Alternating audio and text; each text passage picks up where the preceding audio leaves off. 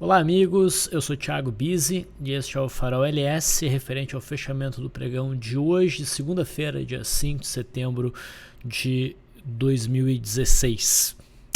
Vamos às movimentações do nosso mercado. Hoje foi um dia que eu não pude acompanhar o mercado, o pessoal que participou do LS Live percebeu isso. Tive uma crise enorme de dor lombar, agora eu estou melhor, eu consegui vir aqui gravar o Farol, então não consegui pegar o feeling do intraday. Mas ok, acho que isso não vai ser problema. Hoje foi um dia caracterizado por um volume bastante baixo por conta do Labor's Day lá nos Estados Unidos. O mercado americano não operou, então isso deixa tudo mais difícil, né? Falta então a participação dos gringos, vamos dizer assim, para botar o mercado para cima ou para baixo, então o mercado fica menos consistente e os sinais são mais duvidosos, né? No final das contas, a gente teve um dia de pouca movimentação, né? Uma variação negativa muito pequena de 0,08%. E, bom, ela não diz muita coisa. Vamos ver como é que o mercado vai se comportar realmente amanhã, né? Só que ainda amanhã o volume não tende a ser muito significativo, porque apesar de a gente ter uma negociação até onde eu sei normal dos Estados Unidos, a gente vai ser aqui para nós véspera de feriado dia 7 de setembro, então quarta-feira não vai ter pregão, e é muito comum que no dia anterior, tá, a um feriado, né, o volume fique baixo. Então agora a gente tem feriado nos Estados Unidos, depois feriado aqui, então essa semana deve ser de volume menor, o que, de certa maneira, eu acho que até favorece um cenário altista, dado o movimento que o mini índice fez na sexta-feira, né? Sexta-feira a gente teve um farol até bem longo. Vamos então recapitular rapidamente, mas antes eu só queria dar uma boa notícia, né? Mais uma boa notícia, ultimamente a gente está tendo bastantes notícias boas. A XP, que é a principal corretora do Brasil hoje, é a corretora a qual o nosso braço de agentes autônomos é ligado, tá? Eliminou todas as taxas, pessoal, de custódia até de qualquer coisa. Então a XP derruba mais uma barreira, tá, para aqueles que estão fora da XP por um motivo ou outro virem para a XP, tá? Então caíram todas as taxas.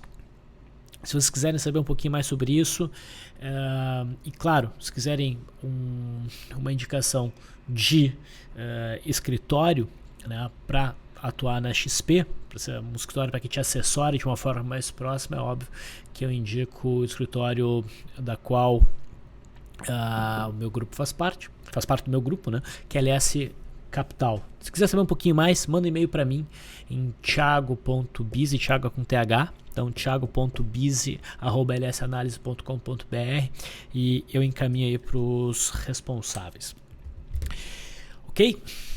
Bom, dada a notícia, vamos ao gráfico do índice Bovespa. Na sexta-feira foi um dia bastante importante no índice, porque a gente teve um dia de forte alta, com bom volume, e esse movimento de alta renovou, não só renovou, como rompeu a máxima até então do ano, né? Rompeu o topo de agosto, e também produziu um zigue-zague ascendente, né? Depois do mercado ter, por um breve período de tempo, quebrado o padrão de topos e fundos ascendentes. Entrou numa tendência definida por contração, né, que tem um viés bastante altista, e o mercado foi na direção do viés.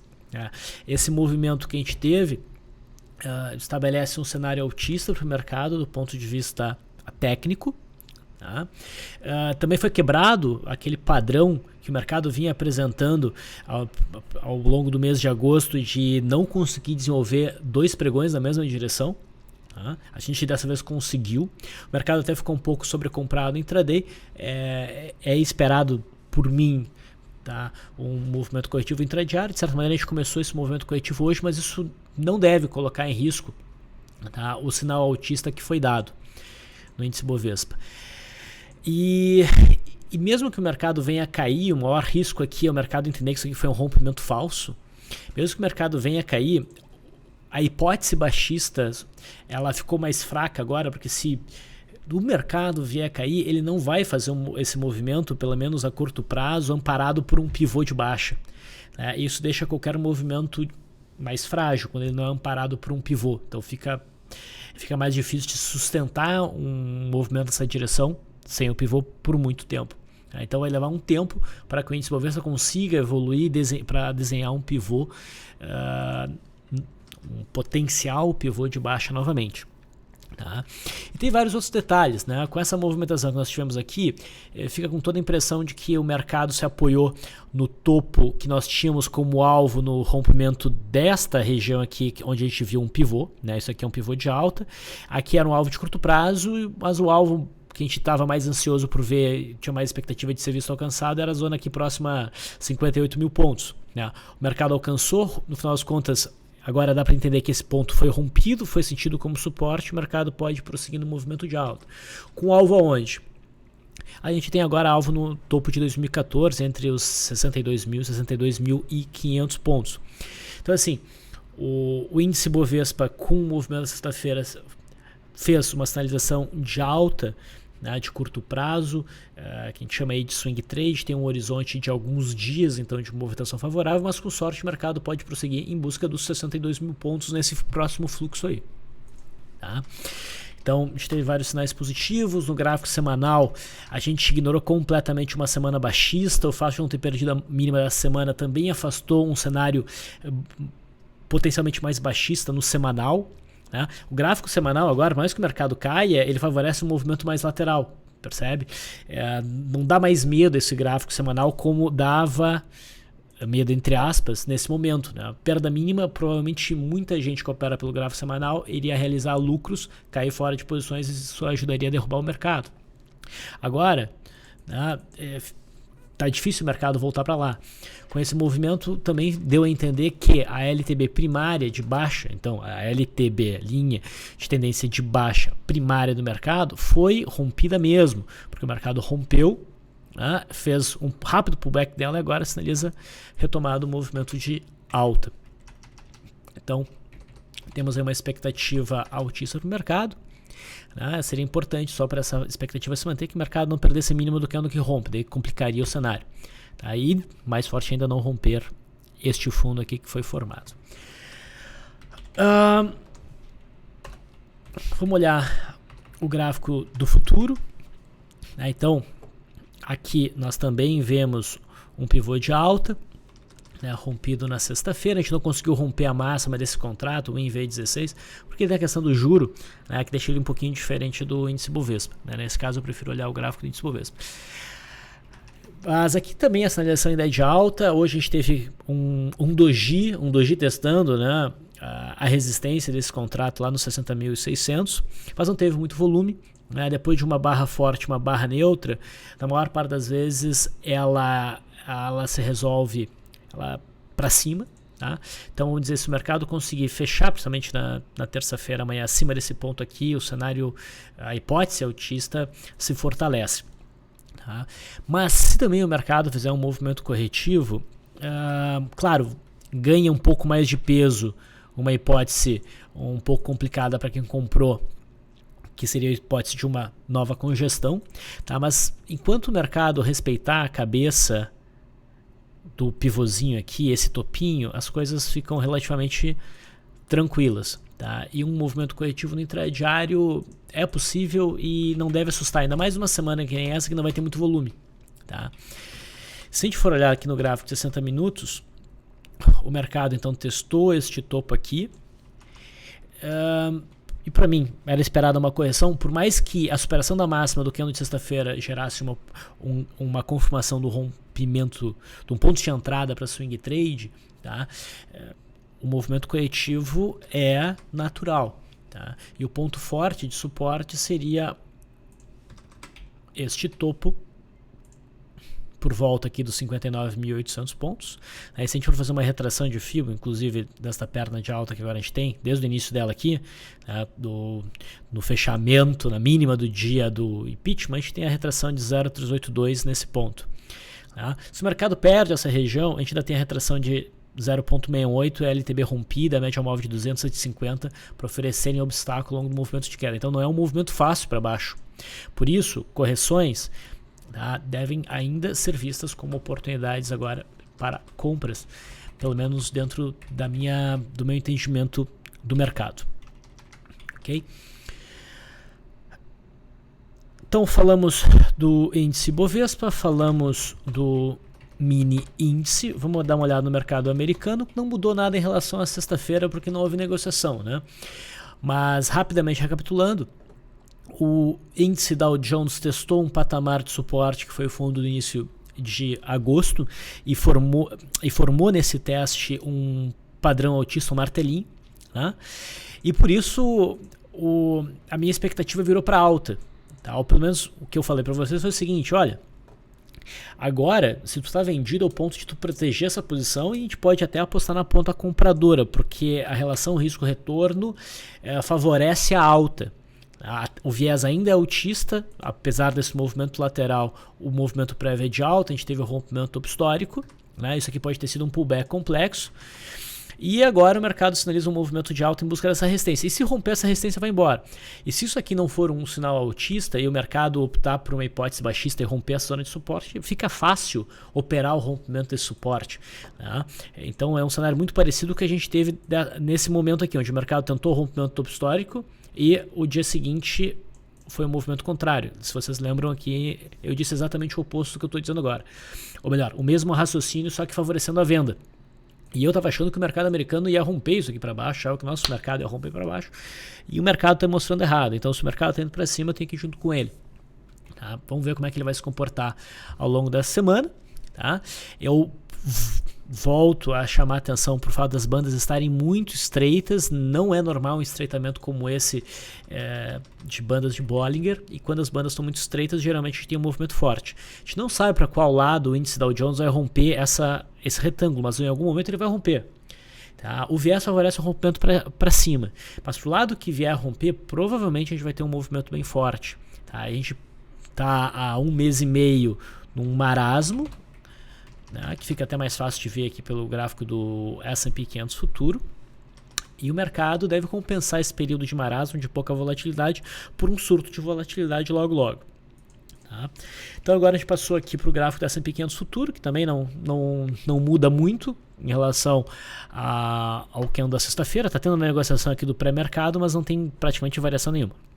Tá, o que a gente vê é que a gente tinha uma cunha de baixo que foi rompida para baixo, mas ela não ganhou a aceleração, os preços não aceleraram para baixo, acabaram marcando um fundo onde eu desenhei um suporte, tá? E a gente tem essa resistência aqui. A gente segue então na expectativa para um movimento, né, de rompimento, seja para cima, seja para baixo, para ajudar a dar direção para os mercados de bolsa, não só nos Estados Unidos, mas mundo afora. O viés aqui também é de alta. E o dólar? Bom, o dólar hoje teve um dia de alta. Tá? Então a gente está olhando aqui o dólar perpétuo cheio, que é o gráfico que eu geralmente olho quando eu quero entender o dólar para um cenário mais longo. E o que eu venho dizendo para vocês é que minha sensação é que o dólar realmente marcou um fundo e vai passar por um período de alta. Né? E papéis ligados ao dólar também se movimentam de forma a corroborar essa ideia, né? Os papéis ligados a celulose, fibra, SUSB5 e agora Embraer, né? Então eu estou otimista em relação ao dólar. Ele tentou um pivô que não fluiu, né? Então eu acho que faz sentido entender que isso aqui não foi um pivô de alta, vamos assim colocar, e vamos esperar o rompimento do topo de agosto. Se a gente tiver rompimento do topo de agosto, a gente pode dizer que isso aqui foi um pivô. E o momento agora é importante, eu já falei isso na sexta-feira, porque o dólar está testando a LTB, que surgiu no início do ano, lá em janeiro. Né? Então, esse canal de baixa tem um bom tempo de duração, a LTB está sendo testada, mas por enquanto o mercado não está sinalizando nenhuma entrada de pressão vendedora, pelo contrário. Então, se a gente tiver o rompimento do pivô, ao mesmo tempo que a gente tem o rompimento da LTB, eu vou ficar bem confiante num movimento de alta do dólar. Temos também a possibilidade de traçar um canalzinho de alta, já aqui, pegando este fundo e essas mínimas aqui, tá? O que limita um pouco o movimento do dólar, tá? Em termos da linha de retorno, que não é mais importante que a LTA. Tá? O mercado pode romper isso com mais facilidade do que a linha de tendência. Mas pode nos dar aí uma noção de timing, de enfim, inclinação desse movimento, tá? Então, logo a gente deve ter uma definição em relação ao dólar, tá? Se ele começar a mostrar pressão vendedora aqui, principalmente romper esse fundinho, daí isso sugere que o canal de baixa vai perdurar, tá? Mas um detalhe, né? Havia muita expectativa em relação ao impeachment e o dólar, né? Aquela história, saindo do impeachment, deve entrar muito recursos externos, deve derrubar o dólar. Não é o que está acontecendo, tá? Então eu realmente estou acreditando no movimento de alta para o dólar. WDOV16, contrato mini, né? Tá aí o gráfico diário. No intradiário, reparem que nós tivemos uma alta hoje que foi capaz de romper essa zona que era importante como resistência. O patamar agora dos 3.292, né, deve funcionar como suporte, e este contrato vai em busca agora da máxima, né, o preço vai em busca da máxima desse contrato entre 3.320 e 3.325, só como houve pouca liquidez nesse período aqui, não dá para dizer que é uma resistência forte, então é meio como se o dólar estivesse rompendo a única resistência significativa mesmo e agora avançasse numa região sem obstáculos. Tá? Então isso favorece bastante uma movimentação de alta no dólar. Tá? Em relação ao juro, olhando aí o contrato da I1F19, tá? O juro está testando a linha de retorno desse novo traçado de possível cunha. Está bem complicado de operar isso daí, ainda bem que eu não opero, né? Mas os vendedores seguem dominando, né? Esse contrato, só que a gente está naquela característica onde o mercado perde um pouquinho o fundo e volta, perde um pouquinho o fundo e volta. A gente perdeu o fundo, eu acredito que seja bem possível uma volta, tá? E o juro e o dólar costumam andar muito próximos, e o dólar sinalizando alta, isso pode ajudar aí o juro a voltar a buscar talvez essa LTB, mas não é algo que eu me sinta confortável para operar. Então é isso, pessoal. Este é o farol de hoje. Espero que tenha sido útil e espero conseguir voltar aqui amanhã. Bom descanso e até terça-feira.